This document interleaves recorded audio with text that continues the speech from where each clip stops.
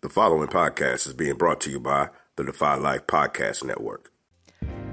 Welcome to Aftergate, powered by the Defy Life Network. Aftergate is a podcast series highlighting Colgate alum of color and their professional endeavors after Gate. Aftergate is hosted by myself, Alvin Glim, aka Al, and Ewan Dubois, aka Jerry. We are doing Aftergate because Colgate University has produced innovators who change the world every day. Yet many alums of color and the mainstream Colgate community are unaware of the amazing accomplishments of alums of color.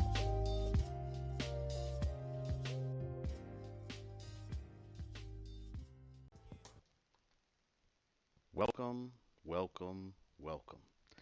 We are here at our official first interview with one of our Colgate AOC, Colgate mainstream rock stars. And it is an amazing honor, privilege to kick off at the gate with, honestly, as we were putting this together, and me and Jerry were thinking, putting our list together, the roster, the lineup, we thought we have to get Diane as our number one. And if we could land Diane as our number one, the credibility, the just the putting us on a platform of, hey, it doesn't get much better than this. So it is just an amazing, a quick run through in terms of who she is, that people can get a sense of why we are so impressed. First of all, not only has she been from when we were students, so that in itself shows how long she's been part of the alumni engagement. But she was part of the first class of women in 1970, actually the year I was born. She's a graduate of Hofstra School of Law, and her career has expanded over 40 years. And I'm a hold off on some of the intro, of who she is, because I want to really allow her to tell her story. But also just want to say her legacy of Colgate include the first graduating class of women, founding member of the Alumni of Color, first black woman to serve on the Alumni Council and Board of Trustees, serving as the chair of the Legal Affairs and Insurance Committee. She's a recipient of both the Maroon citation and the Brian Little Award of Alumni Award for distinguished service for Colgate. She has served on the Women's Advisory Committee, Reunion Planning Committee, and organized class gifts. And to me, just all of that is dope. But the dopest of it all is that in 2016, the university named its first residential commons in her honor for her years of commitment and engagement to the Colgate community. To me, that's what's up. So, Yeah. welcome, welcome, welcome, Miss Ciccone. How you doing? Thank you so much. I'm fine. It's very humbling. Thank you. Thank you for inviting me.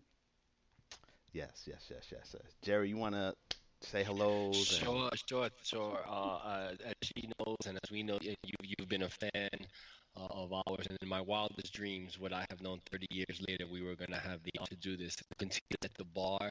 Every time I think I'm just making a little bit of impact, I look at what you've done, and I'm like, come on, man, get to work. You got a lot to do. So we're hopeful that in the spirit of progress, spirit of continuously giving back and serving those who come after us because of so many who have come before us.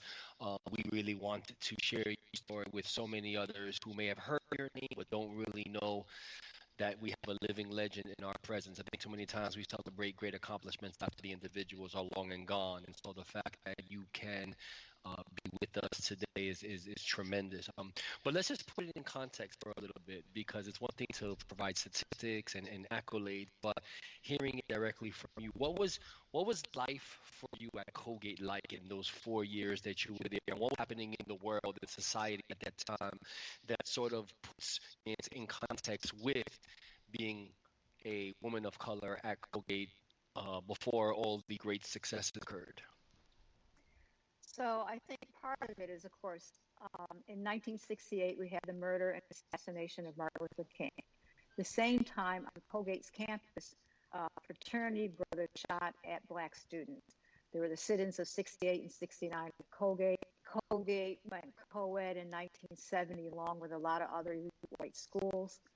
We had the end of the Vietnam War. In the spring of 1970, before I went on campus, was the murder of the Jackson State students and the murder of the Kent State student. So it was a really sort of, and you had the civil rights movement, the women's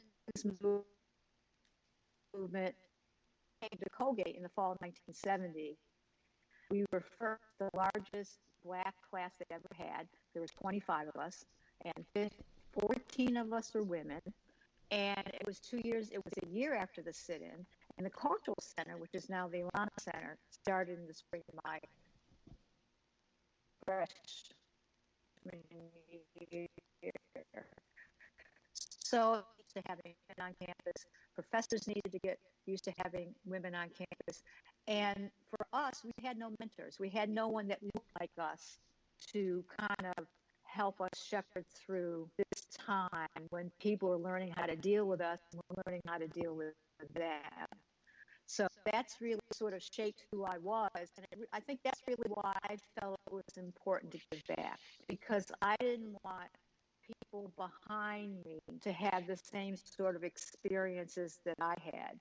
So when Leroy Potts founded the Alumni of Color, I found it as an opportunity for me to give back.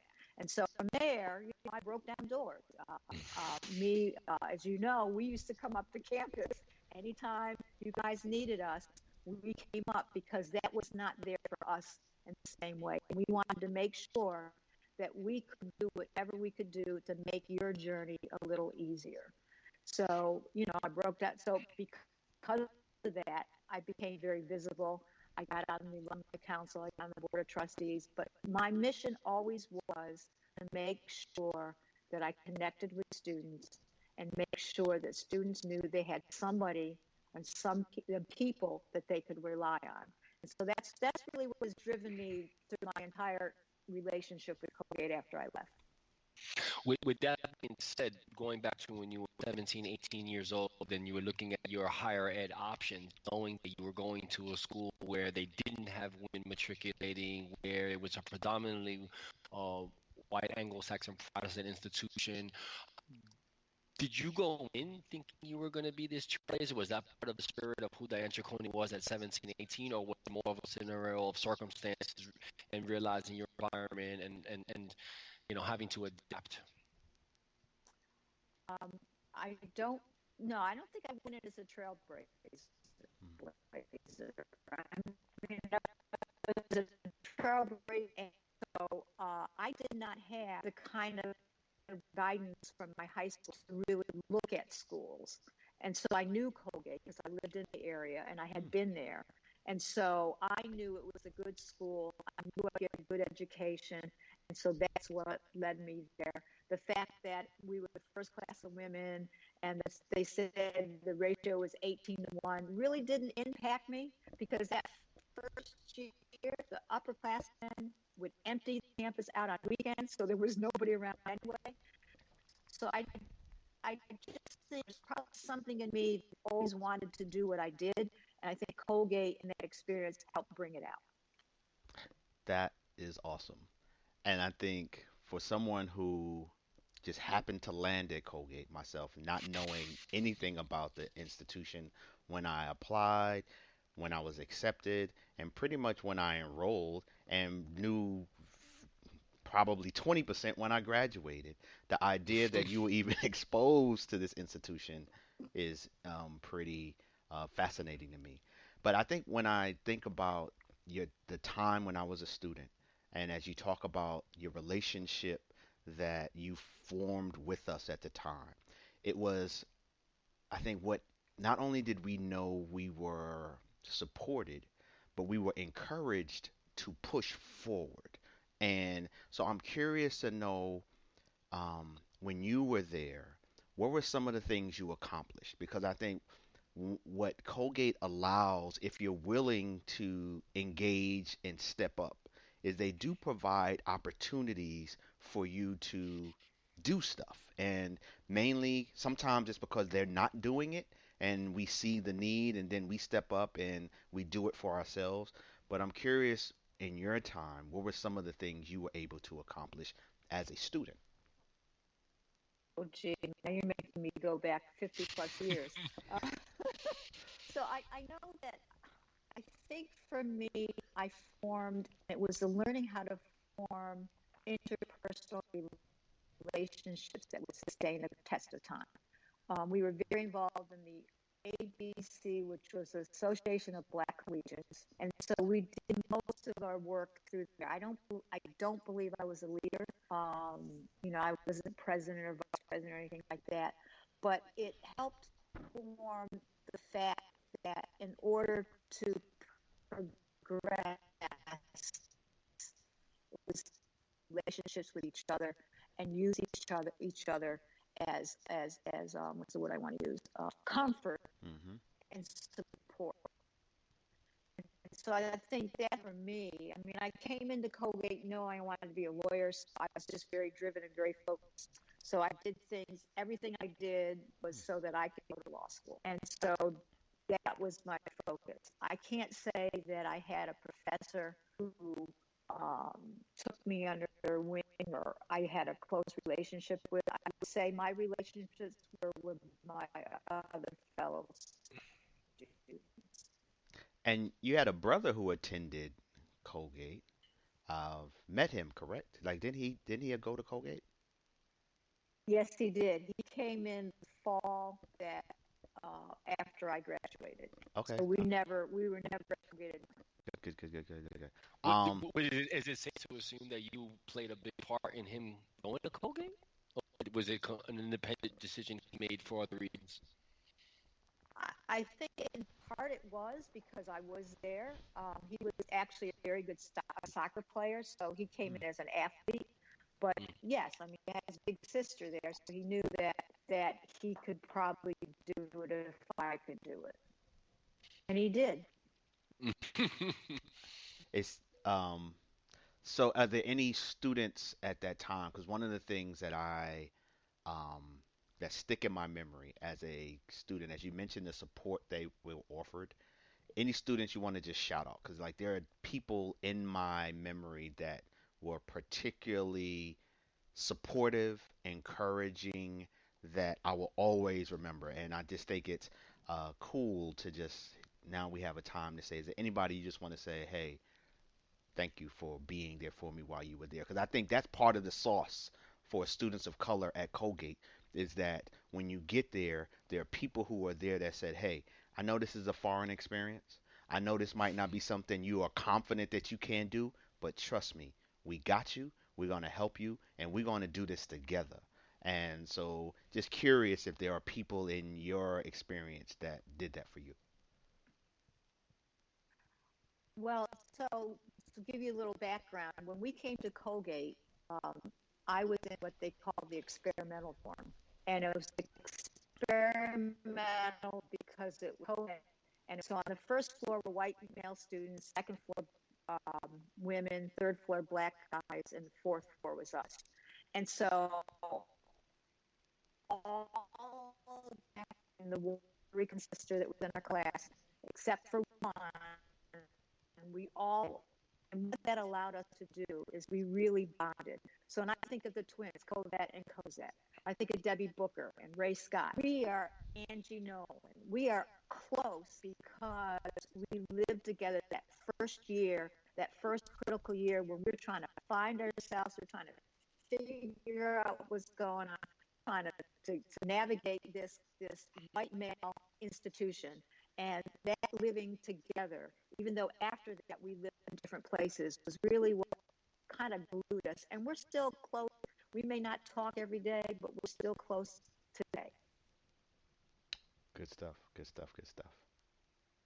Is there anything going back now that you think of that you actually miss about Colgate or the experience of, obviously you've been in the real world now, post Colgate several decades, but is there anything that stays sort of maybe even in a nostalgic way that you miss about Colgate?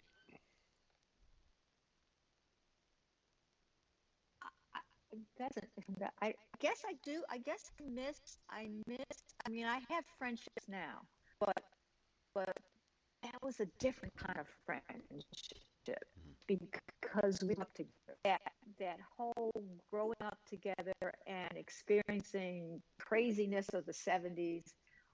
I do miss. I mean, I do miss that. I mean, now I'm a mother, I'm a professional, and you don't have those kind of crazy moments that you used to have back then. So I guess that would be it. Gotcha, gotcha, gotcha. So I'm curious. So we part of our process of interviewing is we always want to ask people kind of a current event, something question that's just kind of non-Colgate, but get their take on it. So what I would really like to get your take on is the fact that we just got um, the federal government approved Juneteenth as a federal holiday. So I'm curious to get your perspective on that acknowledgement, that new phase of this country, and just curious to hear what your take is on that. Okay, so part of me is as a historian, I like to consider myself a historian. I think it's important that we honor our contribution and our voice and us being on this on this continent. But that's real nice. You gave us Juneteenth, but there are so many other things that need to be going on. There is police brutality. There is inequality in healthcare. There is inequality in food. I mean, I can make a list. And so it's almost a slap in the face.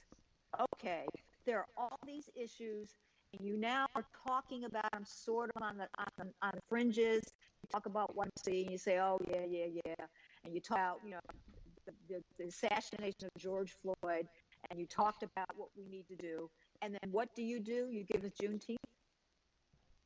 I have an issue with that. I'm not saying it's not a good thing. It is a good thing, but there's just so much more.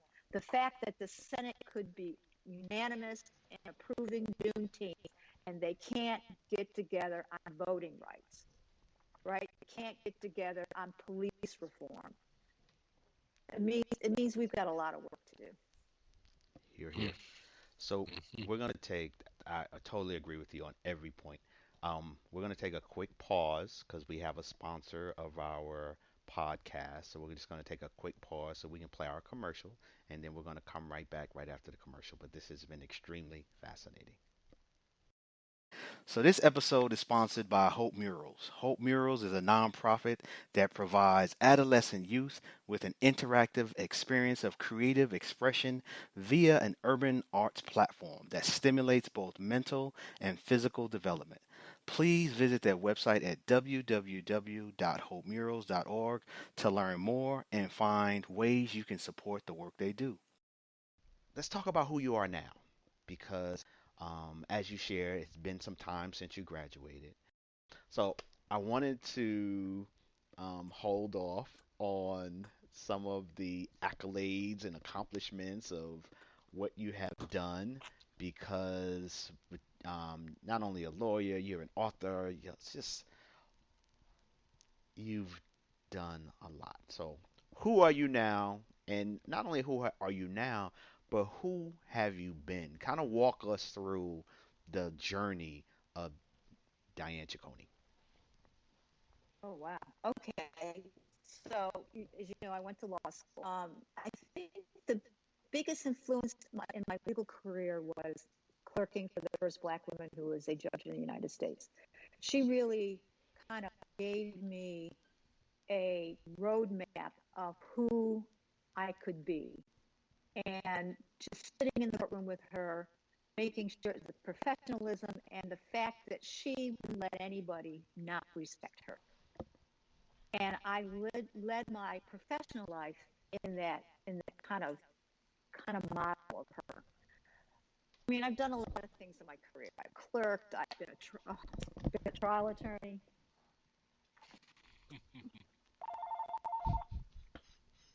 I've been a trial attorney. I'm now an administrative law judge.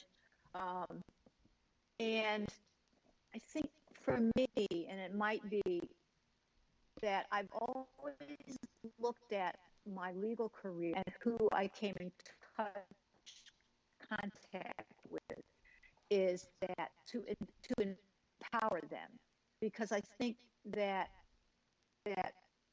you grow when you can empower people, and people grow when they can be empowered. So for me, I never looked at, being such, necessarily being an adversarial kind of thing, but a kind of thing where, okay, you have a conflict. What can you do about the conflict to resolve it? But going forward, after the resolution of the conflict, whatever it is, how are you coming out a better person? And so that, and that's my professional side. But for me, I felt it was an obligation and responsibility to give back to my community. I was blessed and fortunate to come through at a time when doors were being opened up for Black women. And I then thought that I needed to give back. And so I defined community in a lot of different ways. I would mentor young law students. I mentor people just coming into professions. One of my mentors sits on the New York State Supreme Court today. I mentored in Colgate was a community. I mean that was a community locally. I've been involved in politics. So for me, my life has always been, and who I am, and hope to be remembered as, someone who tried to open up, bust down the doors, and keep the door open so the rest of the people come behind me can just flood through. So, you don't see my name in newspapers and I don't make $1 million, but if I kept that door open for you to come through and make the $1 million, then I'm happy. You've definitely kept the door open from a Colgate perspective. You've definitely busted the door down from a Colgate perspective and modeled this is how you serve as not just an alumni of color, but from an alumni Colgate perspective. This is how you get down because I think what you do find in many Colgate alums is that their understanding of giving back to Colgate is just writing a check. And it's like, here, I'm giving back to Colgate, which is awesome. Colgate appreciates it, Colgate thrives from it. But I think what, to me, Colgate nurtures this sense of wanting to do more and make the world a better place. And it's not just within the community of color. I find that amongst a lot of students, white students that I graduated with, many of them are doing some amazing thing in this world, making the world a better place. And I think that's something about the campus and what they do.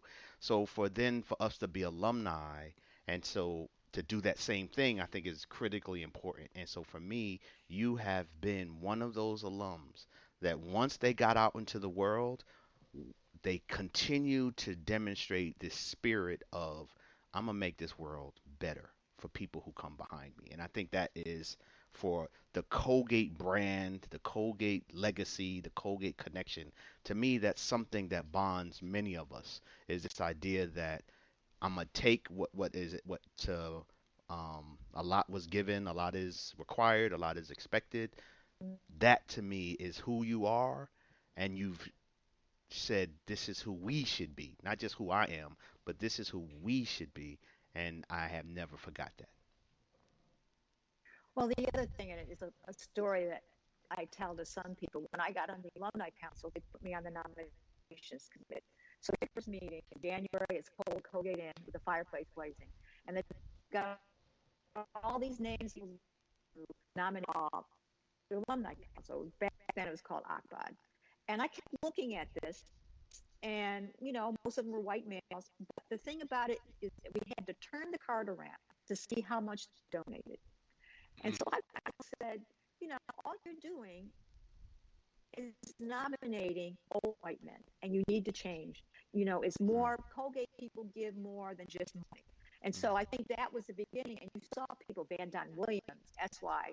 Olin, people that came through after me kind of really amplified what that was, is that you as a Colgate alum can give back to the university, and it doesn't necessarily have to be dollars and cents. It's nice, because the university has to run on money, but it enriches the campus, it enriches the whole community if you look for people who do things other than just write a check. So, I mean, what you guys are doing, I think is fabulous. I mean, you're doing something that is going to enrich students today and tomorrow. And that's really what it's about. I think that your testimony and clearly your track record became the blueprint for the expression "pay it forward," which is oftentimes used now. But you have been paying it forward for the last 50 years, and so thank you for that. You give real context to the terminology. So when people say, "What are you doing to pay it forward?" Uh, some great examples to demonstrate, to share, to compare to. Um, in reflection and in hindsight, looking back, what might your advice or words of wisdom to a 20-year-old, a 21-year-old, either coming to Colgate or even a 21 Diane Ciccone? What might you tell her now with all the experiences that you had? I would say be bold. I would say don't let anyone define you, define yourself. Know that whatever you need, you can get it. Either get it from yourself or you get it from what we call the kitchen table. And just don't be afraid. I mean, you have everything that anybody else has. You have the ability to do what anybody else does. Just follow your path and just keep plodding forward. I love the analogy of the kitchen table. Could you give us a little more on that magic sauce algorithm on the kitchen table? Because that's definitely something I remember my mom talking about, but I would hear it in your own words. So for me, it's the kitchen table is a group of people that you feel so comfortable with, that you can share anything with them. They will give you unvarnished advice. They will support you when you're. They will raise you up when you're up. And it's a community. It's a tight little community, and it's a family that you choose. Mm. It might be your biological family. It might be people you've met along the way. Oh, phrase, no, that's what a kitchen table provides you. It provides you with that wisdom, that laughter, those tears, those moments that you may need to draw on when something has happened in your life. Either you have to make a major decision, or you're going through something that's emotionally trying or physically trying. To know that there are people that you can say, I need help, is what I see as my kitchen table. And I have those groups of people. Mm-hmm, mm-hmm, mm-hmm. Love it. And there's definitely, I would correlate the Colgate experience, whether or not you're familiar with having a kitchen table. It should become part of freshman orientation. Literally, in the literature, here's the definition of kitchen table. Use the next 4 years to create, find it, and that kitchen table will serve you for the rest of your life. Because Brother Alvin Glimpse, Brother Steve Williams, and there's a handful of other men and women that are still part of my kitchen table today that started from just being on campus together, being at OUS together, and going through some of the challenges and victories that we had that allowed that kitchen table to be real. Yes, Um, absolutely. and that's fascinating because I'd never heard that analogy. So this is a great example of the learnings that are going to be experienced on our end because that's just a great concept. And trust me, I will be bringing that out of my repertoire as I'm talking in the future. Because what you need to have is a kitchen table. Trust me, I'm gonna use that one because that is an awesome, awesome analogy. Yes. So one of the reasons we're doing this is not just so that um, the community can just learn about your history. We also want to use it as a platform for our alums to share some of the great things that they got going on, to promote, to just be a plug so that as we are listening to this, we can also network and take advantage and support each other. So, thus, is there anything that you would like to share, promote to our community? Is there any social media you would like to share? Because we would really love as many people as possible to support you and be behind you in the way that we haven't been doing in the past. We have thousands of alumni of color around the world today. And so part of what Aftergate is going to be about is not just the learning, but hopefully the leveraging and connecting of those networks. So, is there anything that you would like to share with us? I would say there was two things for the Colgate family. If you haven't purchased my book, Into the Light: The Early African American Men of Colgate University Who Transformed the Nation from 1840 to 1930, I think it's a must read. Not because I wrote it, but because it gives you the history of those who came before us. You can buy it on Amazon. The other thing I would say is when I turned 50, I said to folks, I don't want any presents. I want to start a library fund at the Alumni Cultural Center. So if you're inclined to give money to the Diane Ciccone and Collie McMillan Library Fund at the Alumni, and their mission is to purchase books that you may not see in the library. They're going to purchase books that speak to us, about us, and that's a gift that I think is long lasting.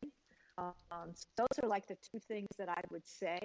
Again, learning about the history, but also making sure that we have a rich library that students can. I mean, I'm always sending them titles of books to buy because I know they're probably not being purchased in the library. There is so much scholarship by Black and Brown academians that those things should be in our library. One of the things I've been trying to get them to do is I'm trying to get them also to have books like Colgate faculty occur in the Atlanta Cultural Center to be accessible to students. So those are the two things that I would say, if you want to support something, support. Awesome, awesome. With that in mind, forgive me if this is incorrect, but word on the street is there's another book that just got released that I believe you wrote. Is that correct? Is it accurate or you're in the process of writing? No, you might be thinking about my brother just wrote a book. Share, talk about it. So my brother wrote this is his second book in a year, and it's I don't have the names off the top of my head. But if you Google him or buy on Amazon, he's taking the Western novel by storm. And what he's done is taken his protagonists are Black, and he's in writing their story, he is talking about American history and genocide, what's happened to us as a people, and it's relatable to what we're going today. So I certainly would plug his book. One is the first one is A Good Day to Die, and the second one I think is Stagecoach Mary or something like that. So and he's a powerful writer. Yes. So I would plug my brother's books. Powerful writer, powerful brother, amazing energy. I met him in Atlanta. He was having some event Oh, yeah, a maybe. couple years ago. Yes, yes, amazing gentleman, and really enjoyed it. So, any last words before we wrap up? Anything you want to share, say?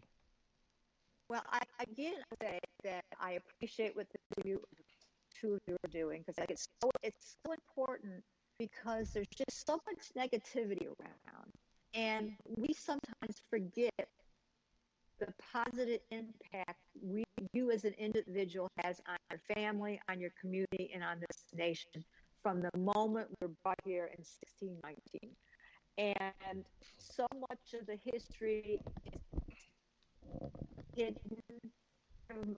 Part of what I've been doing is I want to make sure I share that because it kind of keeps you uplifted. It keeps you uplifted if you're for you, and they struggle. We all struggle. What the current Colgate students are struggling is different than what I struggle, but it's still a struggle.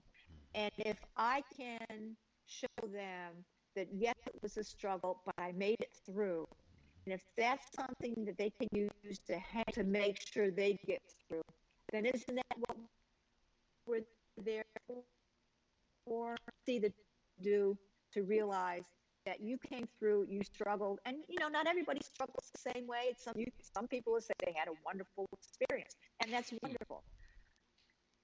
And that's something that should be shared as well. That you can have a good and enriching experience. I had an enriching experience, but if you haven't had one, you could say I struggled, and I struggled at Colgate. I got through, but and it made me who I am today because of that struggle. So I think when I look at history and I look at our Colgate history, I look at American history, I am proud to be a Black woman. I am proud of the legacy that my ancestors have left me, and how I just want to make sure that I'm a little cog in that wheel. So 100 years from now or 50 years from now, our legacy continues because we are a proud and strong and vibrant community. Word. Amen. Amen. And honestly, I'll just say this. As I'm sitting here buzzing like I just had 18 cups of caffeine, you're one of the few people in my experience, in my journey, that 100% of the times that I've been around you, I leave smarter, feeling better, and just you have this energy about you that is infectious. And so, just if y'all haven't been around this sister, just y'all just trust me. It is just awesome. Even virtually, I'm sitting over here like this is dope. So, Well, thank you. yes. So just thank you, Diane. Thank you to our listeners. This has been the first episode for Aftergate, powered by the Defy Life Network. You will hear us on all of your favorite podcast platforms. So thank you to our interns, Izzy, Kathy, Sophia. Let me shout y'all out. Thank y'all for helping us get here. And so please check out the many, many, many episodes to follow as we drop more jewels from our Alumni of Color. Peace, family, and y'all have a great, great, great day. Thank you. Take care. Yes. Take care. Take care. Shh. You hear that? Listen closer. That, my friend, is the deafening sound of focus. It drowns out all the useless noise that can clutter the moment. Naysayers don't exist. Haters? Smaters? The peanut gallery? Who's that? When you in your zone, all that noise and all that buzz is just elevator music. So, enjoy your journey, focus on your goal, and bask in the quiet roar that is progress. Because when it's your time to shoot that shot, spit that verse, or close that deal, the only voice that matters is yours. Defy Life.